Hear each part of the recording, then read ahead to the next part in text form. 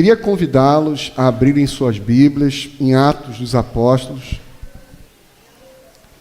Atos dos Apóstolos, capítulo 1. Quem leu aí Atos dos Apóstolos, capítulo 1, a semana toda aí? Levanta a mão aí agora.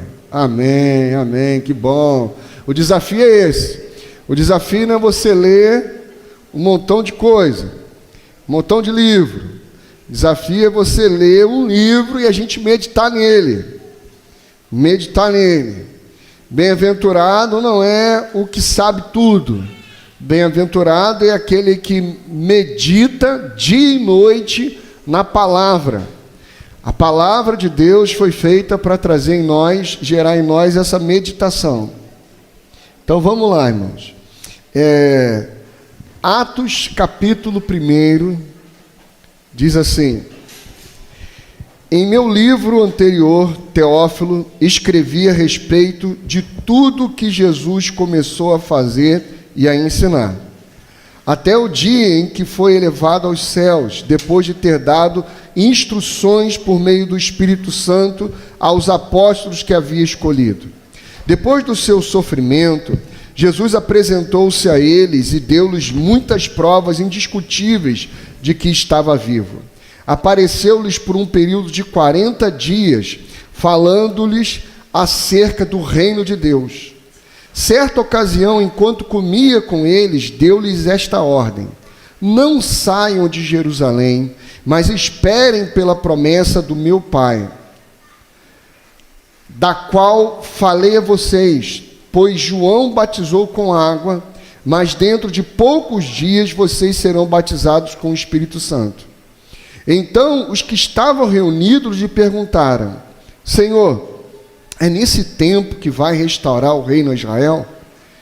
Ele lhes respondeu: não compete a vocês saber os tempos ou as datas que o Pai estabeleceu pela sua própria autoridade, mas receberão poder quando o Espírito Santo descer sobre vocês, e serão minhas testemunhas em Jerusalém e em Judeia, e em toda a Judeia e Samaria, e até os confins da terra.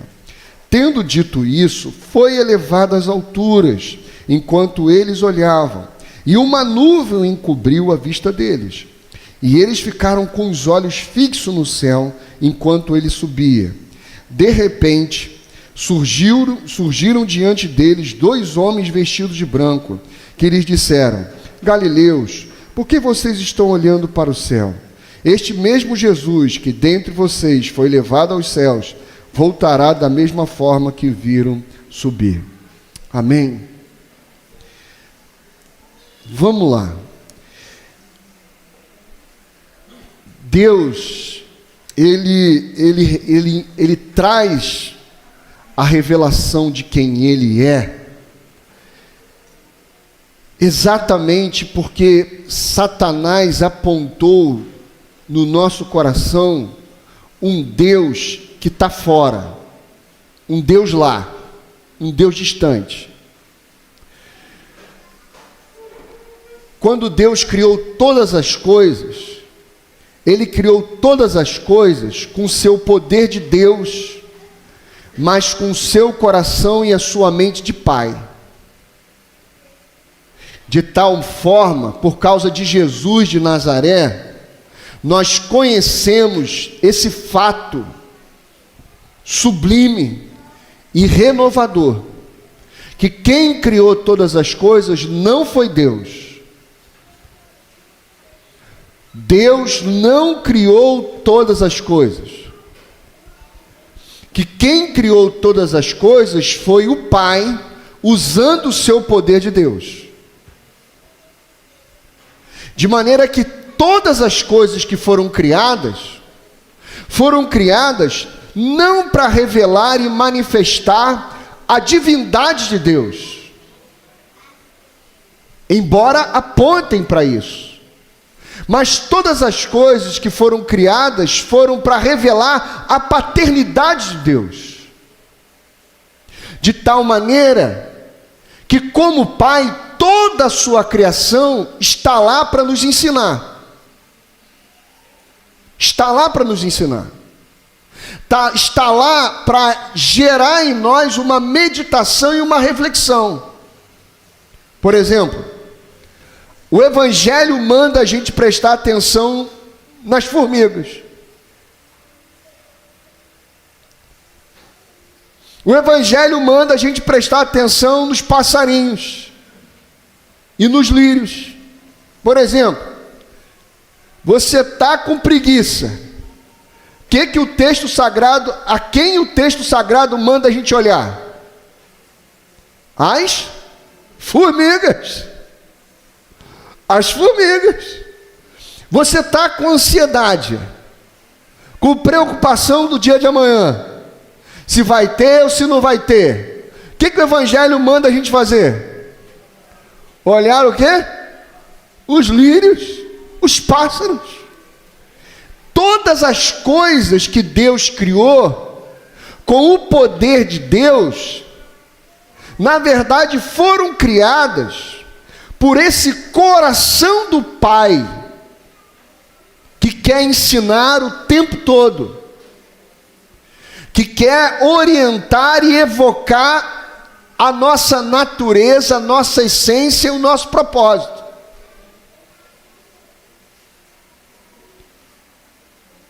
Por quê? Porque o homem foi criado por esse coração e por essa mente paterna.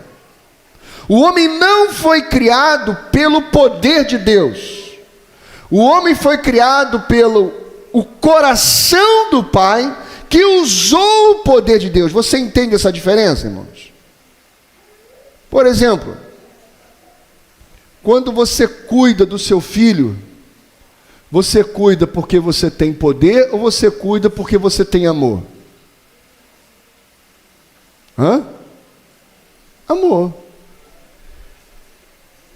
Tanto é que quando a gente se relaciona com um pai poderoso, que resolve tudo no dinheiro, que resolve tudo na força, que resolve tudo assim, você consegue perceber, a criança mesmo consegue perceber a distância emocional, porque tudo lá é resolvido com o quê? Com poder, e não com mesa, e não com relacionamento. Então, quando Lucas faz esse segundo relato de Atos, ele faz esse segundo relato de Atos, mostrando tudo que Jesus havia começado a ensinar no Evangelho de Lucas. E o que Jesus tinha começado a ensinar no Evangelho de Lucas? Que Deus é esse Pai. Que Deus é esse Pai que tem uma dor no seu coração. Que Deus é esse Pai que tem um sofrimento no seu coração. Por exemplo, abra aí Atos 1 e no versículo 3 aí, no versículo 3. Preste atenção em nome de Jesus aí, no versículo 3. Depois do seu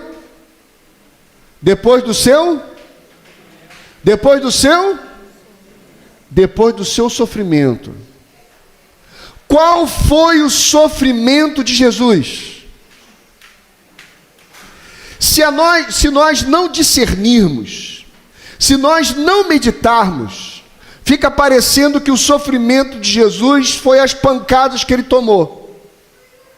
Sem a meditação, sem a reflexão, sem nos deixarmos ser guiados pelo Espírito Santo de Deus, parece que o sofrimento de Jesus foi o que os soldados romanos infligiram a ele. Sem o discernimento do Espírito e sem o conhecimento do Pai, sem a revelação do Pai, nós somos tentados a olhar Jesus lá, pendente naquela cruz, segundo aquele simbolismo nosso do romanismo, com aquela carinha de pobre coitado, pensando que aquela foi a dor de Jesus. Não, irmãos, a dor de Jesus não era a dor infligida ao seu físico. A dor de Jesus não era a dor das bofetadas. A dor de Jesus não era a dor dos chicotes. A dor de Jesus era a dor dor do pai dele em fazer com que os seus filhos sentassem à mesa como uma família. Essa era a dor do pai dele. Que os seus filhos se encontrassem como uma família. Que seus filhos se amassem. Que seus filhos estivessem ao redor da mesa e na mesa se oferecendo em sacrifício em favor um do outro. Essa era a dor de Jesus. Por isso que quando Jesus foi interpelado lá por aquelas mulheres, as filhas de Jerusalém, chorando, dizendo assim, como pensando assim, como se ele fosse um pobre coitado, por causa das dores físicas que ele sofria, Jesus vira para ela e se fala assim, chore por mim não, meu filho, não chore por mim não, chore por vocês mesmos, pelos seus filhos. Você acha que a minha dor é essa que vocês podem infligir ao meu corpo? Não. A minha dor é a dor da saudade que meu pai tem de estar com seus filhos ao redor da mesa. A dor que eu carrego no coração é a dor de ver os meus irmãos sentados ao redor da mesa do meu pai. Por isso, irmãos, Lucas vai narrar a história do pai com os dois filhos. Aquela história com o pai com dois filhos não foi para falar do pecador. Jesus não estava conversando com os pecadores quando ele contou aquela parábola. Jesus estava conversando com os crentes. Jesus estava conversando com aqueles irmãos mais velhos. Jesus estava conversando com a comunidade pastoral do mundo, porque Israel era a comunidade pastoral do mundo. Jesus estava conversando com eles. E aí, nessa conversa com eles, Jesus revela o coração do Pai, e ao passo que denuncia o coração daqueles que já estavam lá há mais tempo e não ocupavam o seu lugar à mesa de servir os irmãos mais novos. Quando o filho volta, o pai vai lá, o abraça, o acolhe. Mas o irmão mais velho, sem discernir o coração do pai, sem ter a dor da saudade do pai, o irmão mais velho não quer entrar nessa festa, não quer partilhar disso. De tal maneira, irmãos, que esse irmão mais velho não se refere nem a ele como irmão, ao mais novo. Ele vira para o pai e fala assim: esse teu filho,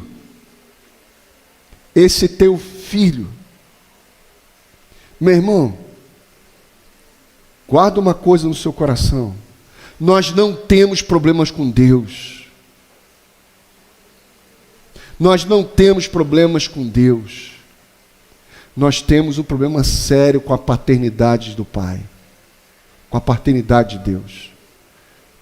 Porque a paternidade de Deus me faz herdar a família, me faz herdar o irmão. Às vezes, irmãos, a gente apresenta uma dor para Deus que é legítima. Às vezes a gente apresenta para Deus uma dor que é honesta, é legítima e é até honesta. Mas não é sobre essa dor que o nosso Pai quer conversar conosco. A dor que o nosso Pai quer conversar conosco é a dor da saudade que Ele tem de ver os seus filhos se encontrando ao redor da mesa. Não é a dor do seu corpo, irmãos. Não é a dor das suas circunstâncias. Não são as dores do seu físico. Porque olha, irmãos, olha como tantos homens de Deus tiveram seus corpos sacrificados, tiveram seus físicos sacrificados em favor do corpo. Por isso que Paulo em Romano vai dizer: olha, meus irmãos, eu rogo para que vós possam para experimentar a boa, perfeita e agradável vontade de Deus, vocês sacrifiquem os corpos de vocês, porque vocês discerniram um corpo, o corpo de Cristo, a família de Cristo. Por isso, Jesus, ele vem fazendo tudo isso para revelar esse coração do Pai, de fazer com que os seus filhos estejam ao redor da mesa, partilhando todas as virtudes que o Pai depositou no coração deles. Você entende isso, irmão? A dor de Jesus na cruz não era do chicote. A dor de Jesus na cruz não era da bufetada. A dor de Jesus na cruz era a dor do Pai em fazer com que os seus filhos se reconciliassem. É essa dor que o Pai deseja te ensinar. É essa dor que o Pai deseja que você sinta, numa linguagem humana, que você tenha a dor da saudade do irmão, a dor da saudade do irmão. E o que nós vamos vendo aqui no conhecimento, porque guarda uma coisa no seu coração, quando Deus, ele revela a sua palavra, ele revela a sua palavra para ir guiando a gente nisso, para ir guiando a gente nessa conversa que nós vamos ter aqui. Eu vou deixar meus irmãos indo, partilhando aqui, que senão eu me empolgo. Vai lá.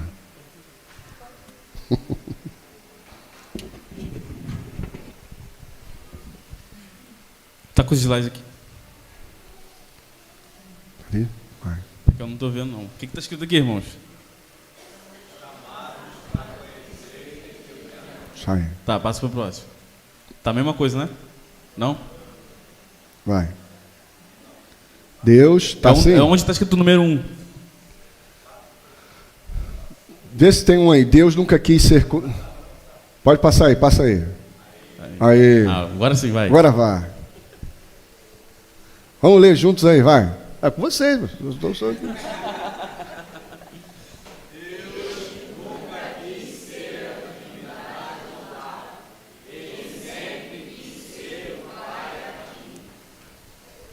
Deus nunca quis ser a divindade lá, mas sim o Pai aqui.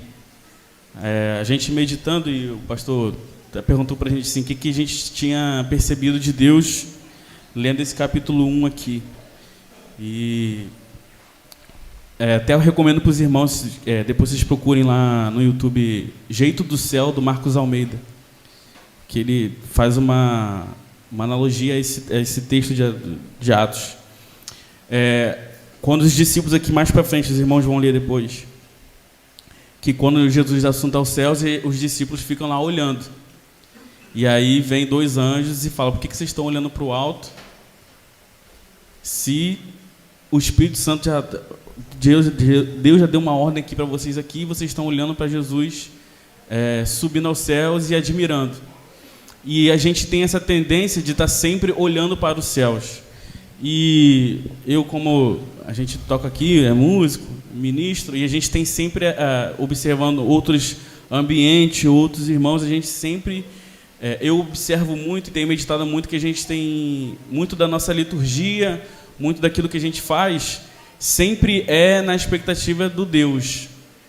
O jeito que a gente canta, do jeito que a gente prega, o jeito que a gente faz aqui o ambiente, a gente conversando no início, uma informação que eu não tinha esse conhecimento, mas a gente só foi chamar, ter essa estrutura aqui depois do ano 300, né? Não é isso? Isso aí. Depois do ano 300 após Cristo, com Constantino. E que não tinha nada a ver com a igreja. Era simplesmente um formato de um tribunal romano. E a gente também aprendeu que a palavra que a gente dá hoje como igreja, na verdade, só foi colocada depois do ano 100 e alguma coisa, 170, depois de Cristo, 128. Mas o que, na verdade, o texto bíblico lá no grego vai dizer que Jesus, que no Novo Testamento é expresso como igreja, seria uma praça, um lugar de conversa. Só que toda vez a gente está tentando colocar aquele rito e aquela estrutura que Deus até ensinou para os judeus, mas de uma forma pedagógica, e a gente fica tentando voltar naquilo. Só que Jesus e nem os apóstolos em nenhum momento ficaram voltando naquilo. Não quer dizer que a gente não saiba que o Senhor é o Senhor, mas Ele é o Pai e Senhor. Ele é o... por que eu estou evocando isso nos irmãos? Porque a gente tem a tendência, como um homem caído, a sempre colocar Deus lá, e não o Pai aqui. Porque o Pai aqui nos acolhe, mas o Pai aqui também nos chama a responsabilidade. E aí a gente tem que parar de ficar olhando para o céu e ir para a terra. Porque quando a gente olha para Jesus, quando a gente olha para o céu do eterno, do reino, a gente enxerga o chão. E é isso que essa música fala, jeito do céu. Não é olhando para a nuvem que eu encontro o reino, mas é olhando para Cristo que eu vejo o chão, que eu vejo os encontros, que eu vejo onde de fato o Espírito Santo está. Porque se não fosse assim, onde caberia aquela palavra, onde estiverem 2 ou 3? Porque se fosse para olhar para o céu, eu não precisaria olhar para o outro, é só olhar para o céu. Só precisaria de um. Mas a gente só enxerga Deus, como a gente aprendeu na semana passada com o pastor Ivo, olhando para o outro, e o outro olhando para a gente. E aí, por isso que a gente sofre as dores da carne, as dores do visível, e não é ilegítimo, é legítimo, mas sabendo que a nossa alma já está guardada no Pai, que já foi restaurada, que já foi vivificada. E não quer dizer que a gente não sofra, mas por isso que Paulo se entrega por completo. Por isso que Paulo não tem medo de ir para Roma para sofrer. Por isso que ele não tem medo de estar preso lá no calabouço. Eu não sei se os irmãos sabem, mas aonde ele está lá em Filipenses, é como se fosse uma prisão de segurança máxima dos romanos. E ele ficava no fundo do poço lá com outras pessoas, e não tinha várias salas, não. Era um buraco com outras pessoas onde você tinha que defecar, onde você passava frio, fome. E aí, provavelmente ele tinha algum tipo de alimentação, mas pensa nisso. Um cheiro podre, e ele está ali, revelando. E é muito interessante que eu estava vendo um irmão nosso, o Fábio Coelho, lá da família de Zascope, ele estava lá em Roma, onde Paulo foi preso. E é interessante que tem uma placa lá dizendo que Paulo, com o nome de Paulo, dizendo por que ele foi preso, por pregar o evangelho.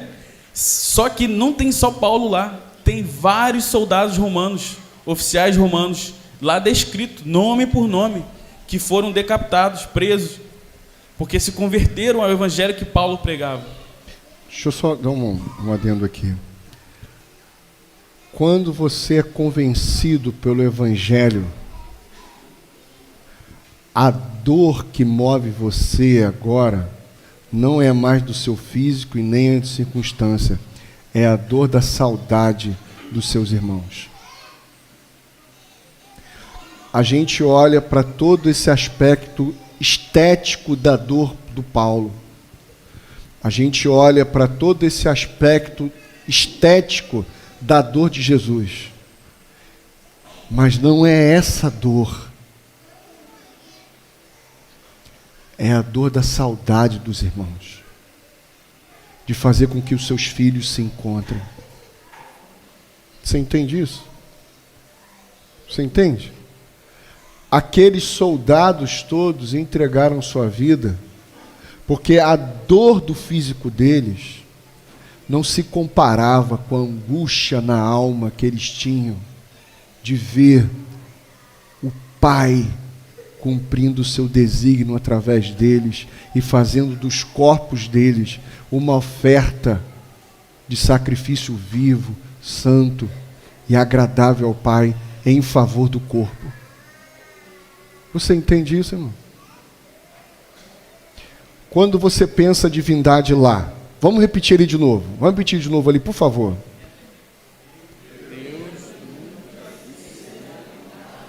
Lá. Quando você pensa a divindade lá, quando você pensa em Deus, o que vem na sua mente? Propósito, vocação, chamado ou poder? Seja honesto.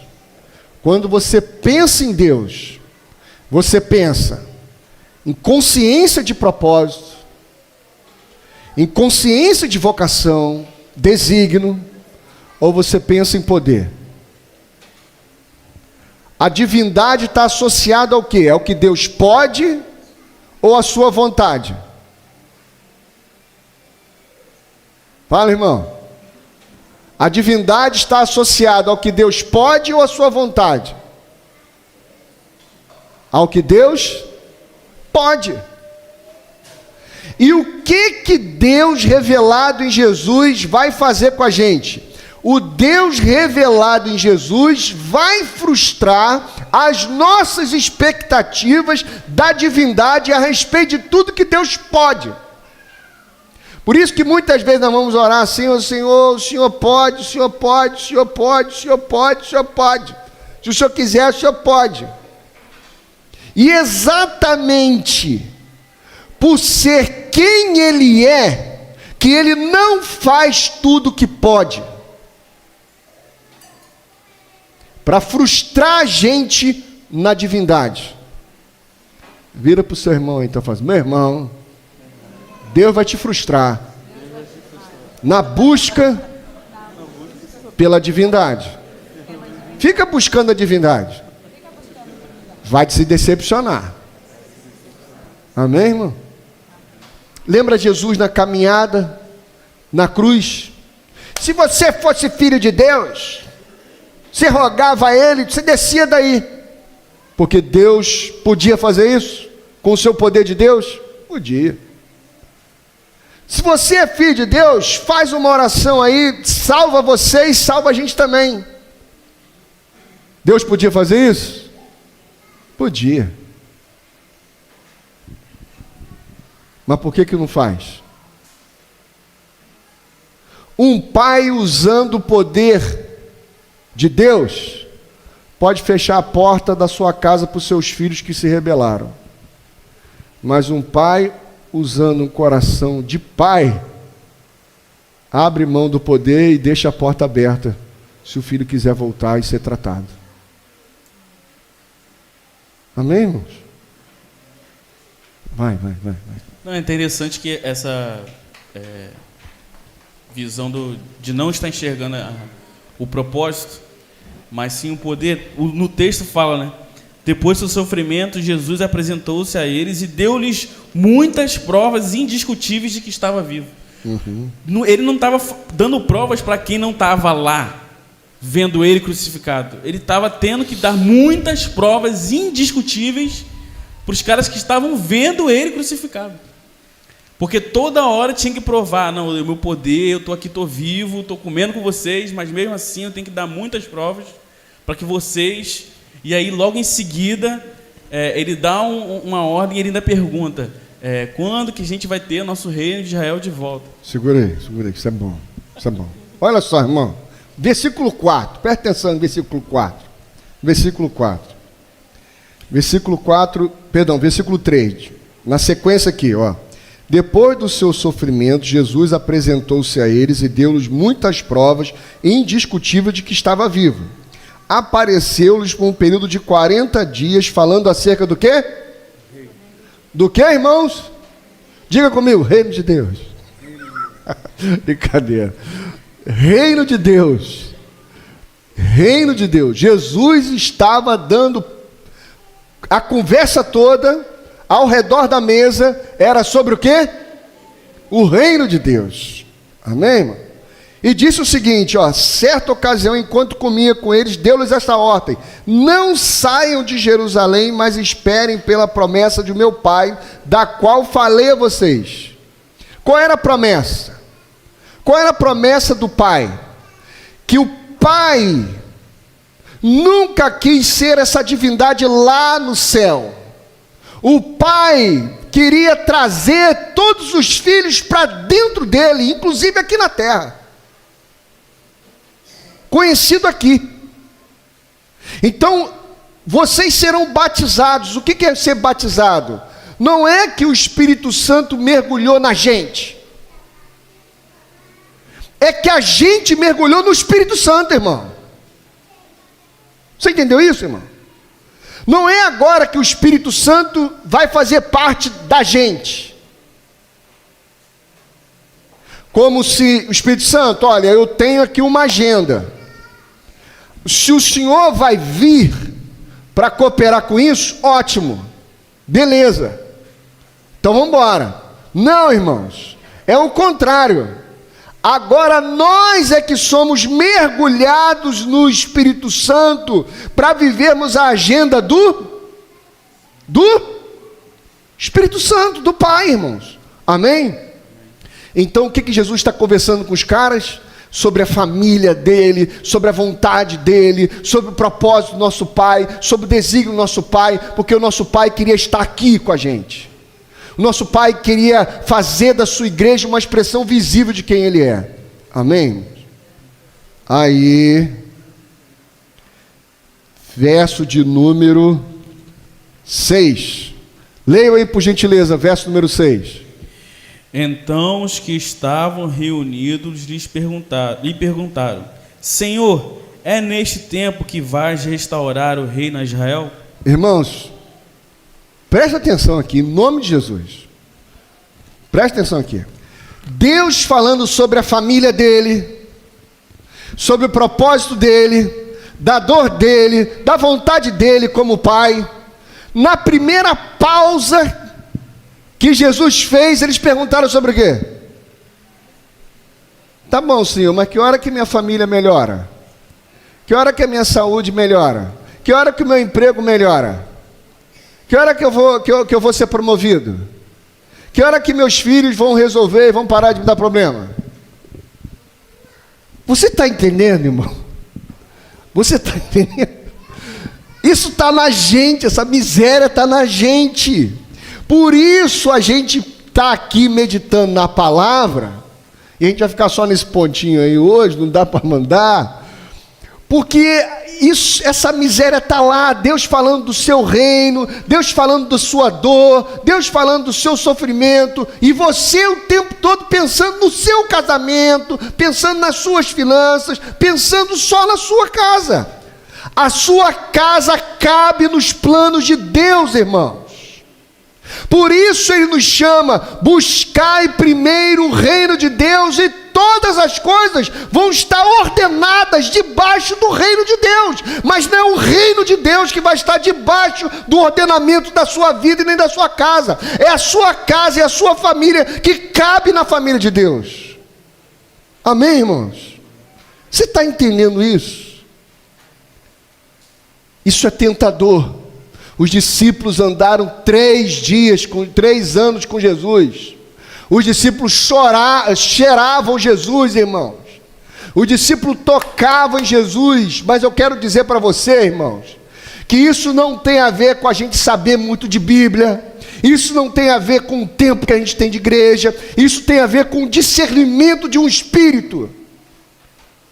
Porque se eu não discernir o espírito, toda vez que eu me encontrar diante de Deus, eu vou olhar para Ele a partir da sua divindade, não a partir da sua paternidade. E a partir da paternidade de Deus, a minha consciência é desenvolvida.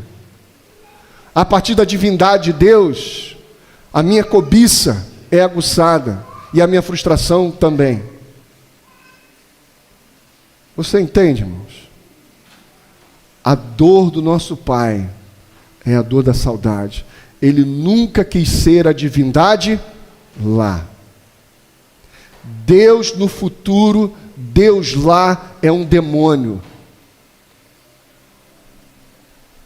Presta atenção aqui em nome de Jesus. Deus no futuro, Deus lá é um demônio. Por quê? Porque quem ensinou a colocarmos Deus no futuro, Deus lá, quem ensinou a gente a buscar a Deus como uma divindade lá, que se a gente fizer os ritos certos, a coisa certa, Ele nos abençoa aqui, foi Satanás. No dia em que você comer, então você será. Jesus de Nazaré veio revelar o Deus aqui, o Deus conosco, o Emanuel. O Emanuel. Nós fomos chamados, irmãos, para discernir que o Pai fez de nós morada e a nossa morada é o Pai. O que significa conhecer a Deus nesse processo todo? Conhecer a Deus nesse processo todo é que agora a nossa vida foi mergulhada nele. A nossa vida está mergulhada nele. E porque está mergulhada nele, nós somos chamados para encarnar esse coração paterno. Qual é a dor que te move, meu irmão? É a dor de ter as suas contas pagas no final do mês? É por isso que você chora? É a dor de ter a sua saúde física restaurada? É por isso que você chora? É a dor de ter os seus filhos que não estão fazendo aquilo que você gostaria de fazer e por isso você chora? É essa dor que te paralisa? Irmãos, preste atenção aqui. Tem muita gente que é valente quando é a dor dos outros. Mas quando é a dor dela, ela te larga falando sozinha e vai viver o processo dela. Por que muitos irmãos se isolam quando estão passando por dor?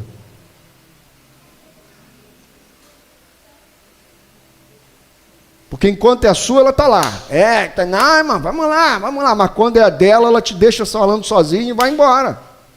Como se a dor dela fugisse o plano soberano e eterno do nosso Pai. Como se a dor dela não pudesse ser usado pelo nosso Pai para testemunhar que nem a morte, nem a vida, nem os principados, nem os poderes, nem a potestade, ou nem a altura, nem largura, ou qualquer outra coisa possa nos separar de revelar esse amor do nosso Pai aos nossos irmãos. Você está entendendo, irmão? Fomos chamados para conhecer, mas também fomos chamados para testemunhar isso, encarnar isso. Amém, irmãos? Amém? Você quer falar alguma coisa? Só um fechamento. Faz sim. Eles foram para uma direção, né, assim, que a gente só vê o Espírito mesmo. E aí eu gostaria de compartilhar com os irmãos um texto também que eu estava meditando durante a semana lá de Josué 1. Amém. Né? Aí Josué, aí fala assim: depois da morte de Moisés, servo do Senhor, disse o Senhor a Josué, filho de Num, auxiliar de Moisés: meu servo Moisés está morto. Agora, pois, você e todo esse povo preparem-se para atravessar o rio Jordão e entrar na terra que eu estou a dar aos israelitas. Como prometi a Moisés, todo lugar onde puserem os pés eu darei a vocês. Seu território se estenderá do deserto ao Líbano e do grande rio Eufrates, toda a terra dos hititas até o mar grande no oeste. Ninguém conseguirá resistir a você todos os dias da sua vida. Assim como estive com Moisés, estarei com você. Nunca o deixarei, nunca o abandonarei. Seja forte e corajoso, porque você conduzirá esse povo para herdar a terra que prometi sob juramento a seus antepassados. Somente seja forte e muito corajoso. Tenha o cuidado de obedecer a toda a lei que meu servo Moisés lhe ordenou. Não se desvie dela, nem para a direita, nem para a esquerda, para que você seja bem-sucedido por onde quer que andar. Não deixe de falar as palavras desse livro da lei e de meditar nelas de dia e de noite, para que você cumpra fielmente o que nele está escrito. Só então seus caminhos prosperarão e você será bem-sucedido. Não fui eu que lhe ordenei? Seja forte e corajoso. Não se apavore nem desanime, pois o Senhor, o seu Deus, estará com você por onde você andar. E aí, olhando Atos dos Apóstolos, e a gente olhando aqui, a gente vê o Espírito do Pai. Moisés, enquanto esteve, né, na condução do povo, alguém já estava sendo preparado para ficar no lugar dele. Josué estava andando com Moisés. E aí o povo não ficou sozinho. E aí quando a gente vai lá para os apóstolos, eles não ficaram sozinhos. Eles tinham Jesus, o Cristo, e depois que ele foi, ele deixou o Espírito. Eles não estão sozinhos. E aí eu fui me refletir, eu fui meditar e eu fui pensando, né? Quem eu estou deixando para após a mim? Os apóstolos fizeram tudo o que fizeram, não por eles mesmos. Se não fosse Moisés, se não fosse Josué, se não fosse Cristo, se não fosse os apóstolos, nem eu nem você estaríamos aqui. Mas quem virá depois de mim, quando eu for? Quem virá depois da PIB do Vale, quando o templo ruir? Quem ficará? A terra prometida não é um lugar. É esse coração rendido a essa paternidade do nosso Pai, do nosso Deus. Não é sobre conquistas. Não é sobre a nossa pretensão de chegar ao céu. Não é a nossa pretensão de chegar ou conquistar qualquer coisa, a não ser de cumprir a nossa vocação, o nosso chamado. Por isso, as dores que virão e vêm não podem nos deter. Elas não nos param, porque a gente já sabe de onde a gente veio. E aí a gente vai lá para 2 Coríntios 4,16, vocês lembram? Portanto, olha o que Paulo fala. Não desanimamos, ainda que o nosso exterior esteja a desgastar. O nosso interior está em plena renovação dia após dia. Amém. Esse interior é renovado, rendido, diante dessa revelação que o Pai tem nos dado. Não é sobre o que eu estou vendo. Não é sobre mim. Não é sobre você. É sobre um Espírito que está em nós. Que independente de mim, independente de você, independente das circunstâncias, Ele é. Então, a circunstância pode até atingir o meu corpo, a minha carne, como atingiram Jesus, como atingiram os apóstolos. Mas essa alma, essa saúde da alma, não pode ser corrompida, porque nós temos o Espírito. Amém. Então, a cada manhã, as misericórdias se renovam e o meu coração e o seu coração precisa estar rendido a essa verdade. E eu pergunto ao meu Pai, o que nós vamos fazer hoje? O que o Senhor está fazendo hoje que eu preciso ver e eu não vi ainda? Foi interessante que eu estava meditando sobre Josué. Olha só como Deus é tremendo, né?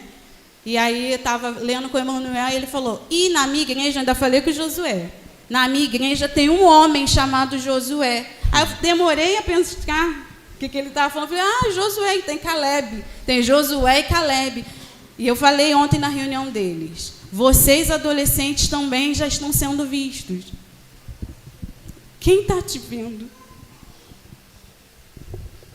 O que eu estou deixando? Quem eu estou entregando? A angústia da minha alma não é o que eu posso fazer. Não pode ser a sua. Mas eu estou dando tudo que eu tenho. Eu estou deixando esse lugar para quem vai andar depois de mim. Não é sobre nós. Não é sobre a PIB do Vale, é sobre a igreja do Senhor que vai permanecer firme, linda, maravilhosa, como Ele a fez para ser. Amém. Mas onde eu estou, onde o meu coração está, onde o seu coração está. Que esse Espírito que está em nós não é algo de fora. Não é algo que eu preciso alcançar, está em nós. Guie toda a nossa vida por todos os lugares que Ele tem nos levado. Que a angústia do Senhor de encontrar os seus irmãos, seja a mesma angústia do nosso coração. Amém. Que nós sejamos cheios de ousadia, como esses homens foram. Que as coisas que sobrevierem à igreja, porque virão ainda mais, não sejam capazes de nos deter. Amém. O Espírito tem falado. E onde estão os corações que têm ouvido? Amém. Que a gente tenha coração de sentir, que a gente tenha ouvido de ouvir, e que a gente não se acovarda diante do tempo mau. Que a igreja permaneça na revelação que foi dada. Que não tenha flertes com outra voz, a não ser um profundo caminhar e conhecer com essa voz do nosso Pai que está dentro de nós. Que essa voz guie o nosso jeito de falar, o nosso jeito de amar, o nosso jeito de fazer as coisas, o nosso jeito de entender, o nosso jeito de pensar. Que tudo em nós glorifique, que tudo em nós compartilhe do Cristo que está em nós. Não tem como você negar isso. Não tem como eu negar isso. Tão somente seja forte e corajoso. Deus falou mais de 3 vezes a Josué. Tão somente seja forte e corajoso. Permaneça onde Ele te levou. Permaneça no Espírito que está em você.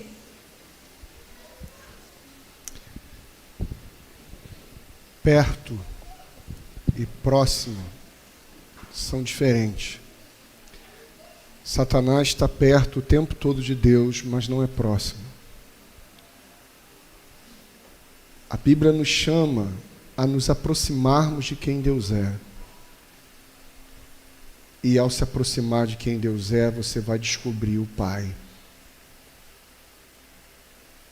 E vai receber o coração do Pai. E só tem uma coisa, agora, nesse tempo, que o Pai mais deseja para você. Que você tenha no coração o que está no coração dele, porque ele está partilhando com você esse coração. Vamos cantar só o refrão daquele hino? Mais perto quero estar, meu Deus, de ti, ainda que seja a dor que me una a ti, sempre de suplicar, mais perto quero estar, mais perto quero estar, meu Deus, de ti. Que a dor da saudade pelos seus irmãos possa mover você na direção dessa mesa. Em nome de Jesus. Amém.